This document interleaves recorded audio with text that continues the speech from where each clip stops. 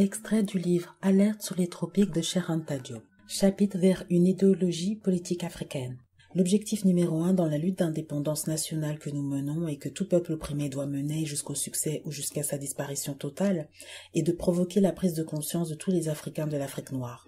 Nous entendons par prise de conscience le travail d'avant-garde qui amènera chaque Africain, depuis le Sahara jusqu'au Cap, depuis le citadin, ouvrier, artisan, notable, fonctionnaire, jusqu'au paysan, depuis le musulman jusqu'au chrétien en passant par les disciples des religions paléonégriques à réaliser. 1. Qu'on doit lutter pour des idées et non pour des peuples. 2. Que le sort du peuple est avant tout dans ses propres mains.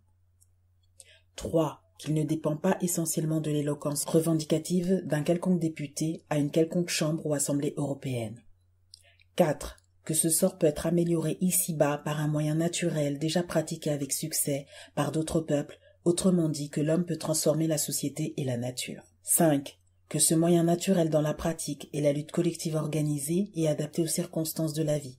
Grève de vente de récolte, grève d'achat, appuyée par des coopératives réorganisées, grève de la faim, grève politique, pétition, délégation, boycottage, à l'ère de l'opinion internationale, autres mouvements de masse tels que manifestations locales ou coordonnées à l'échelle du continent dès que possible.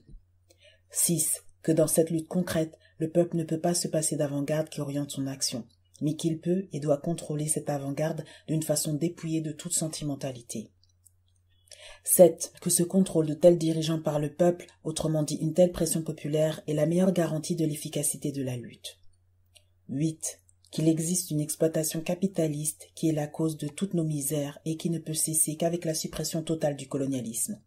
Que tous les Africains, depuis les plus aisés jusqu'aux plus pauvres, en passant par les fonctionnaires et les chômeurs, constituent une immense classe d'exploités qui doit et peut lutter pour la suppression totale de cette exploitation. 9. Que chacun de nos objets d'usage reflète cette exploitation. 10. Que par conséquent, au-delà des objectifs immédiats, augmentation des salaires, du prix du quintal d'arachide, de cacao, de café, etc., revendication d'une personnalité juridique et politique, participation à l'exécutif local, la lutte pour rendre électives certaines fonctions qui mettent en rapport direct des agents de l'administration avec la masse. Il y a l'objectif final, l'indépendance nationale du continent noir. 11. Que ce dernier objectif est un but sacré même du point de vue religieux. Lutter pour l'atteindre est conforme à l'enseignement du Coran, du christianisme et au projet de l'humanité, c'est même à l'heure actuelle la plus grande contribution que nous puissions apporter à ce progrès. 12. Qu'il est donc nécessaire et possible pour le peuple de réaliser l'indépendance nationale. 13. Que celle-ci n'est pas synonyme d'un retour à un passé féodal et d'une domination du nègre par le nègre, que l'évolution historique est une réalité, que nous irons par un mieux-être par rapport à notre état actuel. 14. Que pour réaliser une œuvre de telle envergure, il nous est nécessaire de dépasser le snobisme, la mode et les manies et de connaître enfin la conviction profonde avec tout ce qu'elle a de sérieux. Amener la conscience populaire à réaliser de telles nécessités, en particulier que le peuple est maître de son sort et qu'il peut l'améliorer par des moyens naturels dont il est convaincu de l'efficacité pour les avoir expérimentés, équivaudra à lui faire un saut qualitatif, une découverte dont l'importance sur le plan africain est comparable à celle de la découverte de l'énergie atomique dans le domaine scientifique. Comment faire pour atteindre un tel résultat ?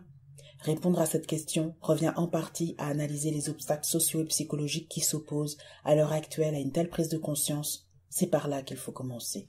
Pour aller plus loin, je vous invite à lire l'ouvrage de Cheikh Anta Diop, Alerte sous les tropiques, article 1946-1960, Culture et développement en Afrique noire aux éditions Présence africaine. N'hésitez pas à vous abonner à la chaîne YouTube, à activer la cloche pour recevoir les notifications lors des publications des prochaines vidéos, et je vous dis à bientôt.